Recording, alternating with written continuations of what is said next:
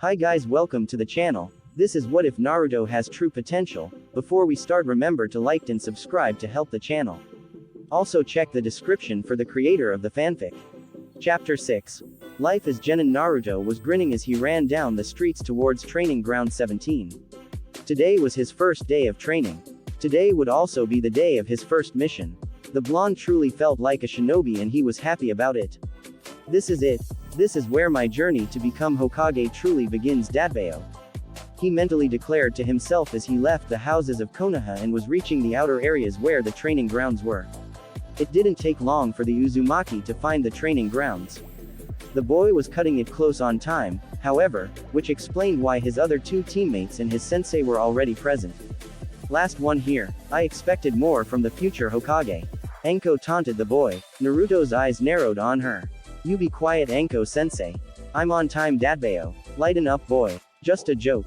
For a prankster, you take things too seriously. The woman laughed in response.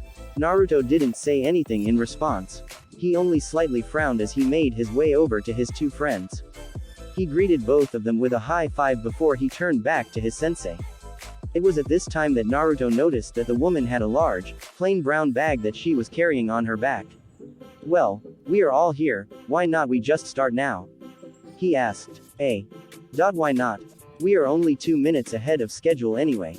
The snake summoner shrugged before beginning her explanation. Okay, just giving you all a heads up, this is how our daily schedules will work.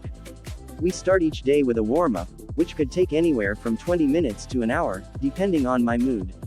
After that, then I'll work on some group training work. This may include teamwork, chakra control, jutsus, weapons, etc. Really anything you all can be trained on as a team. Finally, after that, I'll make 2 shadow clones and then I, or my clones, will work directly one-on-one with each of you on specialized training. When that's all done, we will go to the Hokage's tower and see if there are any missions available. Is all of that understood? Yes, sensei. All 3 genin replied. Alright, now, before the warm-up and before I forget, take one of these. Anko informed her students as she gave them each a slip of paper. And what are these for, sensei? Naruto asked as he stared at his paper. Well, Whiskers, these chakra papers are for finding out your natural element. She responded with a smirk. Naruto's look of confusion morphed into one of excitement. Thanks to his last-minute paying attention to Iruka's lessons, he remembered the discussion on nature affinities. He knew exactly what they were and he was excited. Just a heads up, I won't really be teaching you brats nature manipulation just yet. Anko informed them. But, I still want to do this for 2 reasons. For one, I can have it for a reference for later on. And 2, when I start teaching you guys jutsu, I know what type of jutsus will be easier and more effective for you all to learn. The Tokubetsu Jonin pulls out her own chakra paper and applies her chakra into Inta. The paper immediately lights itself on fire and starts to burn. Whoa, Naruto gasps, staring wide-eyed at the fire. Pretty cool, huh? The purple-haired woman asks as she crushes the paper in her hand, putting out the fire. If it wasn't obvious, the burning and fire means I am a fire type. Naturally. But enough about me. This about you brats. Now. Put some chakra into your papers and let's find out your affinities. The 3 genin nodded and followed their sensei's request. Hinata was the first to have her paper react. Her paper was soaked, causing water to drip down the girl's hand. Water element. Nice. Anko informed her. Probably the most flexible and versatile element of all 5. Great offense and defense, and it's good with short and long range. You've got a lot of things you can do with it, especially if you actually get good with it. Yep. You got a pretty damn good element. Oh really? Hinata asked, a smile growing on her face. She seemed proud to hear she had an element that could be useful in multiple areas. Anko nodded, then turned her attention over to Naruto. His chakra paper was split in half. Wind element, huh? Very rare in Konoha. You're like, what, the second one we got? Anko noted. Nevertheless, great element. Single greatest attacking element in close and mid-range and also great for support techniques. Very useful element indeed. Hey, awesome. Naruto cheered loudly. Anko didn't pay too much attention to his screaming. Instead, she was currently gaping at the sight of the Nara boy. The paper he was currently holding had lit on fire. Really? Anko mumbled in disbelief. Of all 3 of you, lazy ass is the only one with my natural affinity. Really? Troublesome. Shikamaru simply stated as he stopped applying chakra and ended the fire. I'll just stick with my clan's shadow techniques. Oh no you don't boy. If you have a fire affinity, I'll be working on that thing. Who knows, maybe I'll get you to be more active or something. The Tokubetsu Jonin informed him.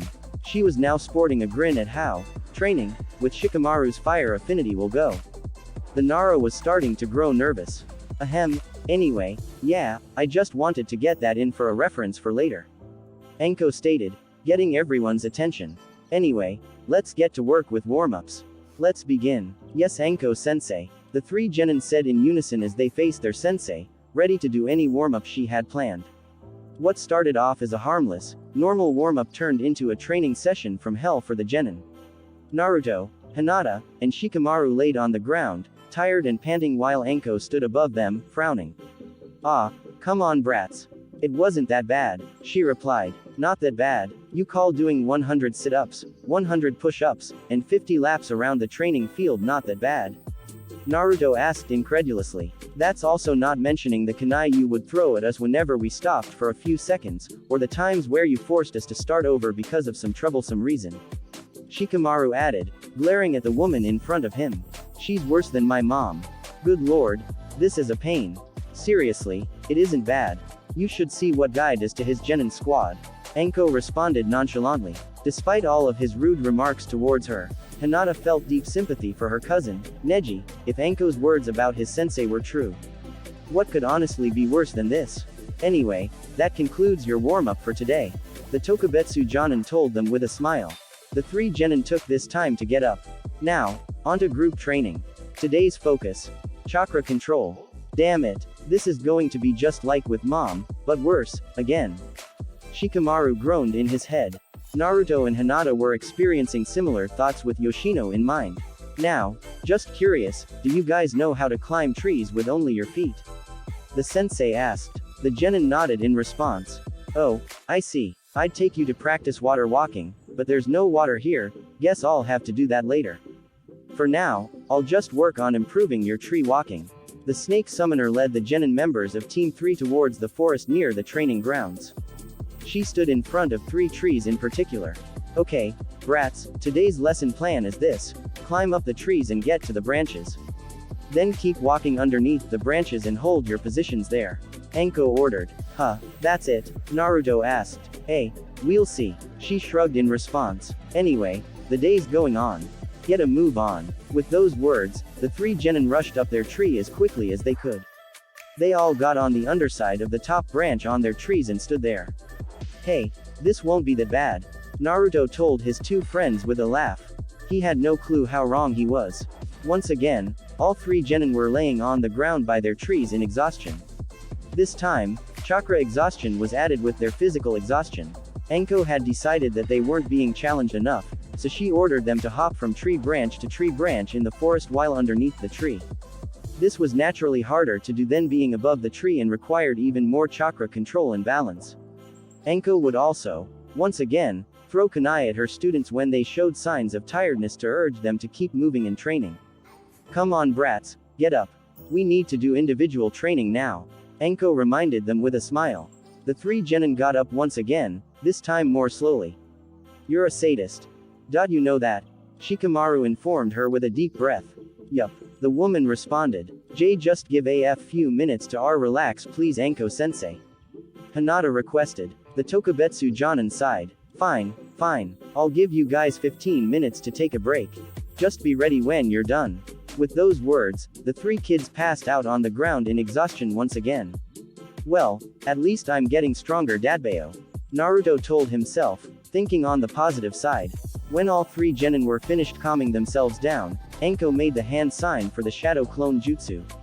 2 clones appeared in a poof of smoke and stared at the genin. Okay brats, just saying, my clones will be working with whiskers and lazy ass. They'll lead you somewhere else on the training grounds. That means Stutters-chan gets time here with me. Hinata released a small eep, while Shikamaru and Naruto merely nodded. Enko's clones ushered for them to follow down different paths. The 2 boys did just that. They were eventually gone, leaving Hinata alone with her sensei. Well, just you and me. The purple-haired woman stated with her trademark sadistic grin. Why yes. Her student replied nervously. No need to be nervous. Now. For today's first day of training, I am going to teach you how to use a weapon.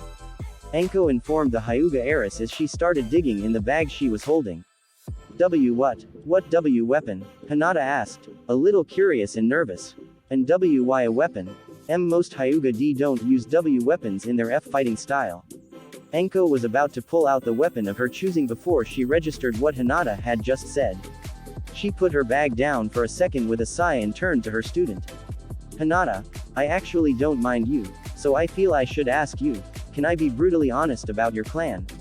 The Tokubetsu Jonin asked. The Hyuga heiress nearly gasped at her sensei's words. For starters, this was the first time she actually referred to her by her real name, not the nickname she was assigned. Also, her sensei was actually asking for permission to say what's on her mind. Oh of course. Say anything. Hinata replied. She felt happy that her sensei actually asked her, but she was also nervous about what her sensei would say. Your clan is the biggest group of idiots in Konoha. Anko stated rather bluntly. Hinata's eyes only slightly widened, having expected an insult. She merely remained silent, however, waiting to hear her sensei's words. You see, you guys possess the Byakugan, a dujutsu that allows you 360-degree vision in addition to see through walls and see people's chakra. However, the only thing your clan really uses it for is the gentle fist. Now, don't get me wrong, the gentle fist is pretty damn deadly and effective and makes a Hyuga a hell of an opponent. Having said that, that is really all you use your eyes for. Anko explained her reasoning. A Hyuga would make probably one of the best damn medics, since you can see directly through a person and into their body systems, but you guys never become medics because of tradition. The snake summoner rolled her eyes at her own words. Hinata frowned as well. She actually had an interest in medical ninjutsu and even designed her own healing salves and medicine. Still, she knew she wouldn't be allowed to become a medical ninja. It would be considered impractical, a waste of time, and disgraceful to her clan. There's also another thing your clan fails to use your eyes for: long-range attacks. Anko continued in her rant. You guys have such great vision that you could see enemy shinobi coming from far distances. And yet, you are all close to mid-range fighters only. Yeah, just no. Anko finally ended up going back to her bag and pulling out the weapon she was getting earlier. Hinata's eyes wandered to it and gasped at what she saw. Her sensei was holding a bow and arrow set. Yeah, I decided that you should capitalize on what your eyes can do. So, I'm going to work with you on developing your long-range skills. I'll teach you some jutsus later on when you can learn them. For now, though, let's work on developing your archery, she declared, handing over the bow and arrows to the Hyuga. Hinata held the wooden bow in her hands tightly. She instinctively moved her hand back and forth down its limbs, trying to get a feel for her weapon. The Hyuga then had another thought come into her head. Byakugan, she shouted, activating her dujutsu. Her vision expanded greatly, showing her everything around her due to her eyes' range. For the first time in a while, though, Hinata noticed just how far she could see with her eyes. I'd say I can see about a little more than a kilometer. I can see far away trees with fruit that I could shoot down. I know if there was a ninja there, I could see them and would be able to fire at them. Hinata thought, excitedly. And I can even increase my vision with more practice. So you just how deadly you could be, don't you? Anko asked her student. Get you some practice, and you could make yourself Konoha's single greatest long-distance fighter. And if somehow an enemy survived past your assaults from a distance, you'd have the gentle fist for when they get too close. Hinata felt determination rush through her body. She immediately took out an arrow and placed it on the arrow rest as she started to aim at a faraway apple in a tree. Anko saw this determination and her grin grew even larger. Now, I may not be good with a bow, but I have some scrolls and I know the basics. So, stutters Chan, let's work on your skill with a bow. The Tokubetsu Jonin declared. Naruto was led by one of the Anko clones to a separate area of the training ground. They were near the edge and were surrounded by nearby trees with targets on them. Are we done walking? Can we begin now, Anko-sensei? Naruto asked in a bored tone. Knit whiskers. But yes, we are done. This'll do. The Anko clone replied as she came to a stop. Awesome. Then, what do you have to teach me? Huh? The blonde questioned, getting up in his sensei's face. Whoa. Back up there, brat. The purple-haired woman ordered with a sigh. Anyway, Because of your large chakra supply, it's safe to say you're the ninjutsu type of shinobi. So, we're working on teaching you some wind-style ninjutsu. Naruto proceeded to jump up and down in place, excitement running through him. Hell yeah, time to learn some kick-ass ninjutsu, he declared. Simmer down, kid. We aren't teaching you that good of ninjutsu yet. You got to learn and work your way up through practice. Anyway, I have a jutsu I think you could learn now. The clone informed him. The Tokubetsu Jonin stepped forward and made a 5-hand signs. After her last one, she took in a deep breath and faced a target. Fuden. Great breakthrough. The clone then released a gust of wind that blasted forwards. It cut into the nearby trees in front of her and obliterated the targets on them. Naruto stared in awe at the work of the ninjutsu. The blast of wind actually knocked him back a little bit and he could see just how much damage the jutsu did to the trees and the targets. He was very impressed and excited. That's the great breakthrough. It's C rank and primarily a short to mid-range offensive type. As you can see, it packs a pretty good punch. The Anko clone noted, impressed by her work. It can be made better with practice though, especially if the user actually is a wind type. Naruto's eyes gleamed at that. Hell yeah, I'll make that jutsu mine dadbayo. Anko-sensei, can you show me the hand signs again? The boy asked, clearly ready and excited. After watching Anko make the hand signs one more time, Naruto turned to face the same trees that his sensei was in front. He made the same 5 hand signs before taking a deep breath himself. Fuden. Great breakthrough. Naruto released his breath and tried to release the wind. No wind shot forward, however. A tiny breeze of wind could be felt, but Naruto couldn't tell if that was cause of his jutsu or not. Anko's sweat dropped. To be honest, I was expecting him to fail at the first time cause of putting too much uncontrolled chakra. How the hell did he fail to create it? Damn it, the boy complained. Whatever, I'll get it down this dadbayo. The Anko clone continued to watch Naruto practice the jutsu, ready to give any hints she could to help him learn. Naruto continued to practice, dead set on learning this jutsu. Shikamaru couldn't help but feel suspicious and slightly nervous as the Anko clone took him to his separate part of the training ground. Every few seconds, the clone would turn its head and stare at Shikamaru as if he was prey. The look would then go away as the purple-haired woman would pay attention to what way she was going. That didn't stop her from still looking at him like that though. The boy continued to watch with her suspicion. Finally, Anko stopped walking when they reached a small area in the training ground. Their location was a simple wide open field with nothing present, no trees, no practice dummies, nothing.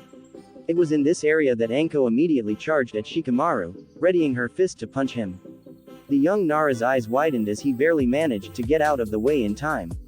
He then put distance between him and the clone as fast as he could. Anko-sensei, what are you doing? He asked, his voice a little shaky from being caught off guard.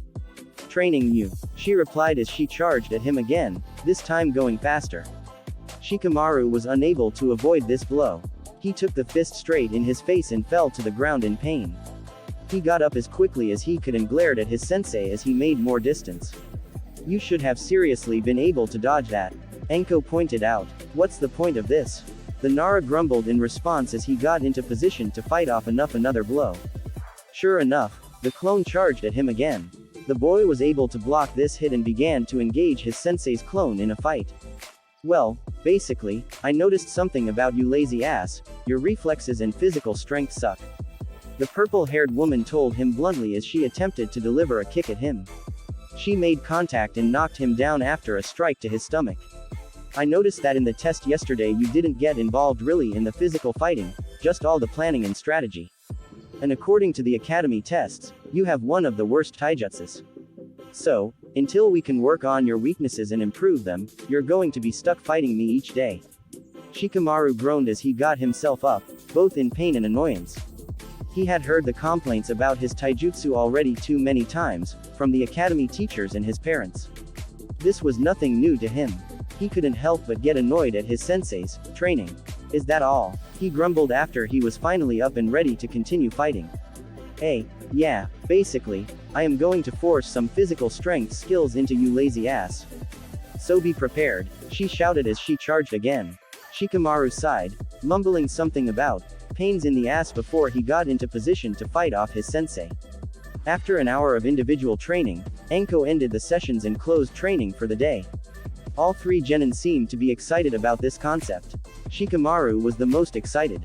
He was completely exhausted having to deal with Anko's one-on-one physical training in addition to the previous sessions with his teammates. The boy was completely drained and he was surprised he was still standing. I am taking the first chance I get to take a nap. I really need one. Troublesome woman, he complained. Hinata was not nearly as tired as her lazy friend was, but she was sore in her hands and her eyes. She had been practicing her skill with the bow and arrow the entire time, attempting to hit faraway targets to make herself a skilled long-range fighter. At first, in the words of her sensei, she sucked horribly. Still, with each arrow fired, she was getting better. By the end of the session, the Hyuga was finally starting to get the concept. If I can get it down perfectly, that'll make me even better of a ninja. It'll make me stronger for my team. For Naruto-kun. She mentally thought, creating more determination to learn to use the bow. Naruto was the least tired in the group. His endurance and stamina was finally starting to kick in and he was able to spend his entire time practicing his jutsu. After many failed attempts from using too much or too little chakra, Naruto finally was able to create a slightly strong gust of wind with the great breakthrough. Now, he only needed to perfect it and make it a stronger jutsu. I just need to work on it. More practice, then I'll move on to the next. Naruto thought excitedly. Well, I guess that's it for training. I'll admit, I was hard on you guys, but you all are doing a damn good job. Anko told them with a smile. All three genin, even Shikamaru, felt joy at their sensei's words. Anyway, now it's mission time. Anko told them with a sigh. Yes, finally. First mission Dadbeo. Naruto cheered loudly. Hopefully the mission won't upset Naruto-kun. Hinata thought to herself. She remembered Iruka's lesson on mission ranks and knew they were going to get AD rank. She knew it would be too easy for Naruto, and she was worried for his reaction.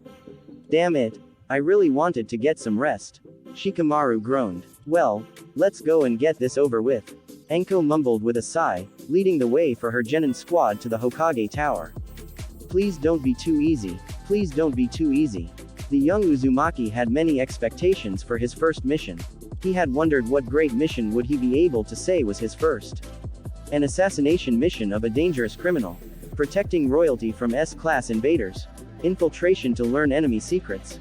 Naruto had many expectations and ideas for his first mission. None of them involved pulling weeds. Are you kidding me? Naruto screamed in complaint as he pulled up another weed. Hey, shut up brat. Wasn't it you who said that gardening was one of his favorite hobbies? Anko sneered in response as she helped pick up weeds with her team. Yeah, but that's different. I like picking out the plants, watering them, and watching them grow. I don't like picking weeds though. I hate weeds. The blonde roared as he picked up another weed. Hinata couldn't help but giggle at her crush's rather comedic frustration, but she completely sympathized. She liked growing plants and pressing flowers, so she knew how evil weeds were. She was not enjoying this mission just as much as he was. Shikamaru didn't even register his friend's comments. He was currently using his friend's loudness as a cover for him to take a break and try and nap. Despite snapping at the boy, Anko completely understood the boy's disappointment and complaining. She couldn't believe just how boring this mission was. It was worse than she remembered. How many more missions till I can request AC rank? Please, come soon. Anko thought in desperation as she picked up another weed herself. Days passed since the first day of training. The 4 members of Team 3 eventually fell into routine with the hard work of their first day. Each day, they would meet up at the training ground and begin the training exactly like they did earlier. After training was complete, they would perform a D-rank mission from the Hokage before being dismissed for the day. Anko couldn't help but notice that her genin were indeed getting stronger. Physically, the warm-ups were helping them get tougher and get them more stamina. Their chakra control as a whole was also improving. The Tokubetsu Jonin took them out to practice water walking during their first week, and after a few days, the 3 were able to get to the hang of it. Shikamaru was probably showing the biggest signs of development. The boy had went through the most rigid physical program under Anko. Although he was still a lazy ass, the boy had indeed improved to Anko's standards. He was getting tougher and his reflexes had improved. His taijutsu was actually getting to the point of being decent to his sensei. When he reached this level, his one-on-one fights with Anko stopped and she spent her time working on his specialty, tactics and planning. Hinata also grew in her skill set. After days of practice, the girl had picked up a real talent for archery. She grew to really like her bow and arrow set and carried it around with her in a black backpack at all times. The girl's training was making her very good at fighting in long range and was also improving her vision's distance with constant use of the Byakugan. Naruto had spent most of his time in his practice sessions working on the Great Breakthrough. Even after he got the jutsu down, he wanted to make it stronger and perfect it. After a few sessions, the boy had managed to get a gust of wind strong enough to knock down multiple trees at once. Even his clones could now perform the jutsu with some ease. The boy was growing very excited and confident in his abilities with jutsu. Team 3's sensei noticed the growth and development in all three of her students. She couldn't help but feel some pride in their progress.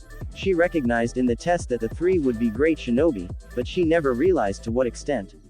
Hey, if they keep this up, they'll be something of legend of someday. That'll make me legendary too, as I taught them. Enko mentally noted with a laugh. She continued to watch over their progress and assist in their training in any way she could. Over time, being a sensei seemed easier and more natural to her. She was getting the hang of things and was able to assist her team in more ways as the days went by. Days soon turned to weeks. Team 3 continued to grow in strength and skill. Their development continued to be more apparent as time went by. Still, the squad had been stuck doing D-rank missions since their beginning. All three members, even Shikamaru and Hinata, would agree that they were ready for a higher level mission.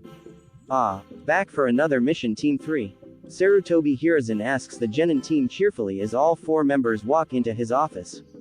Yes sir. Hinata speaks up for her team after realizing that no one else is going to say anything. The Hokage nods at the Hyuga's words and immediately looks at a list of all the available missions for the team.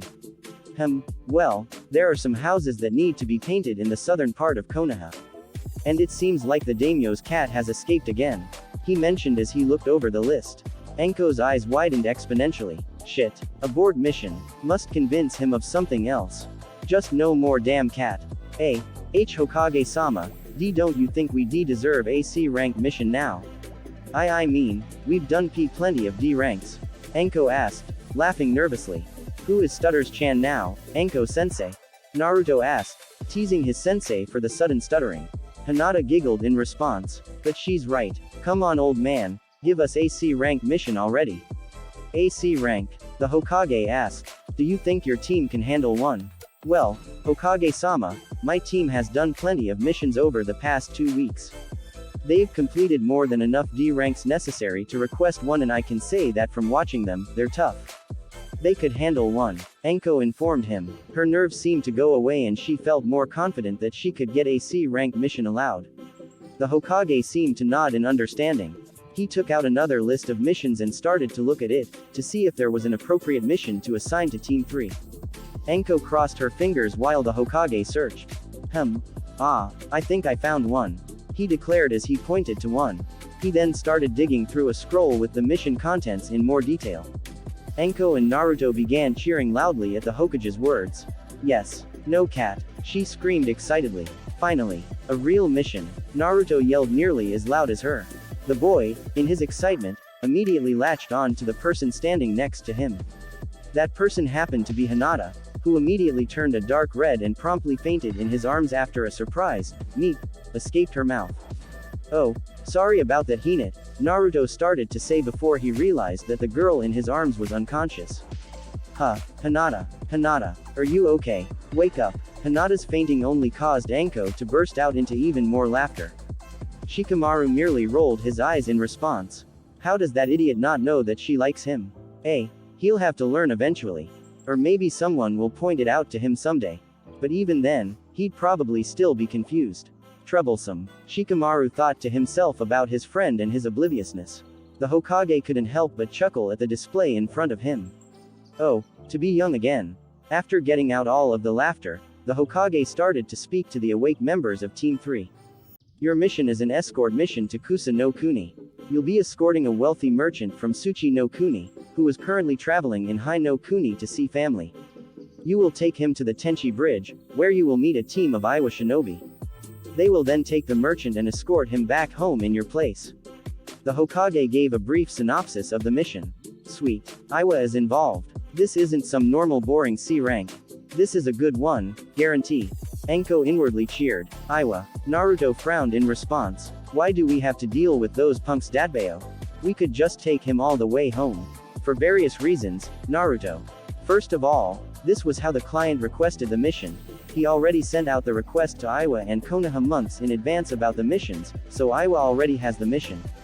Second, Iwa is in Tsuchi no Kuni and it only makes sense that they bring the merchant home themselves. Finally, this mission is one of a few ways that I'm hoping can bridge the hostility between Konoha and Iwa. The war ended years ago and it's time that we look past what happened during it. The Sandaime explained the reasoning. Naruto seemed to accept the reasoning of the old man, but he still didn't seem happy. Stupid Iwa. So, when exactly is the mission? And who is our client? All we know is that he is just some rich merchant. Shikamaru asked for the group. Your mission starts tomorrow. That's the day your client is expected to leave Konoha by. As for who he is, I will have Anko meet with him in his hotel room after we are done here. The rest of you will meet him tomorrow. Sarutobi informed him. Hokage-sama, what about Hinata? Naruto asked, his voice with concern towards the girl still passed out in his arms. Sarutobi let out another laugh. Just inform of the mission and what you will be doing when she wakes up. Naruto nodded in response, still looking at his friend. If there are no more questions, then the genin are all dismissed. The Hokage informed them. Naruto and Shikamaru said goodbye to the Hokage and their sensei before leaving the room, with Naruto carrying the still passed out Hinata. Enko and Sarutobi watched the genin leave, both laughing at the display. Oh, those brats. Something about them, Enko stated in between her laughter. You've seen to take in a soft spot to them, Enko. Enjoying your time as sensei? Sarutobi asked cheerfully. He knew he had kind of forced the position of sensei onto the woman, so he was pleased to see that she was actually enjoying it. Well, I don't mind it. They aren't bad kids or anything. The snake summoner shrugged. No, they aren't. The Sandaime nodded in agreement. Anyway, on to business. Let's go introduce you to your client. The Hokage made the hand sign for the shadow clone jutsu and created one clone. The clone Hokage led Anko out of the room and directed her to where her client was staying. The real Sarutobi remained behind, dealing with the number one nemesis of his entire life, paperwork. 9 silhouettes stood atop large rocks situated in front of a large statue. 7 of the silhouettes seemed blurry and almost see-through, as if they were not truly present. Zetsu, the Jinchuriki is leaving his village soon, correct? One of the figures asked in an authoritative voice. Yes. Another figure, Zetsu, responded. Unlike the other 8, this figure took the shape of a Venus flytrap. It then changed its voice before speaking again. Their mission begins tomorrow. He and his team will be heading to Kusa no Kuni towards the Tenchi Bridge, where they are meeting the other village's shinobi. Good. The first figure spoke.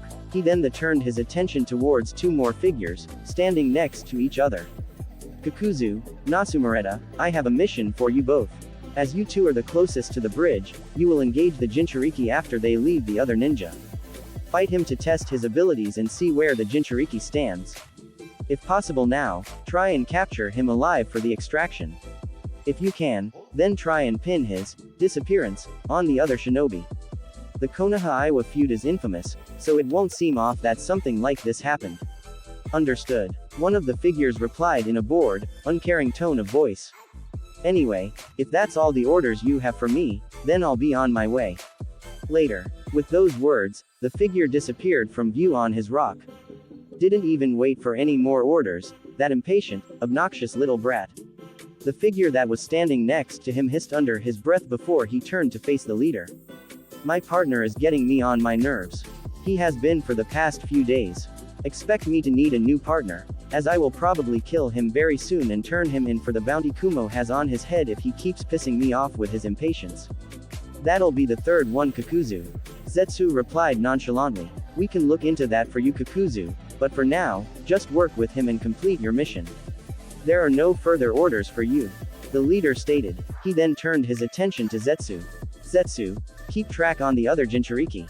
Find out everything you can about them and their current positions. Got it, the plant figure replied, his voice back to the way it originally was. Conan and I will work on recruiting a new member into the organization, a man who claims to be immortal.